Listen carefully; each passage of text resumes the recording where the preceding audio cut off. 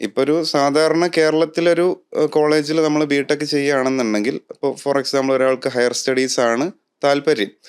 ആ, ജോലിക്ക് പോകേണ്ട ആൾക്കാരുണ്ടാവുമായിരിക്കും. അങ്ങനെ പല കാര്യങ്ങളിൽ താല്പര്യമുള്ള ആൾക്കാരുണ്ടാവുമായിരിക്കും. ഇപ്പോൾ ഹയർ സ്റ്റഡീസ് ആണ് താല്പര്യം എന്നുണ്ടെങ്കിൽ, കേരളത്തിലൊരു കോളേജിൽ പഠിച്ചിട്ട് പോകുന്ന ആളുടെ ഹയർ സ്റ്റഡീസിന്റെ ഒരു അപ്പർ ലിമിറ്റ് എന്ന് പറയുന്നത് മിക്കവാറും അറ്റ്ലീസ്റ്റ് IITസിൽ എംടെക് ചെയ്യാം, Yeah. അതല്ലെങ്കിൽ NITസിൽ എംടെക് ചെയ്യാം. ഇനി NITയിൽ പോകുന്ന ആൾക്കാരാണെങ്കിൽ ഓൺ ആൻ ആവറേജ് നോക്കുന്നത് IITസിൽ എംടെക് ചെയ്യാം, വളരെ കുറച്ച് പേര് പുറത്ത് എംടെക് ചെയ്യാം അല്ലെങ്കിൽ PG ചെയ്യാം എന്നുള്ള രീതിയിലായിരിക്കും. നേരെ മറിച്ച് IITസിലൊന്നും ആരും ഒരു 90% ഹയർ സ്റ്റഡീസിന് പോകുന്ന ആൾക്കാരും IITs അല്ല എയിം ചെയ്യുന്നത്. Mhm.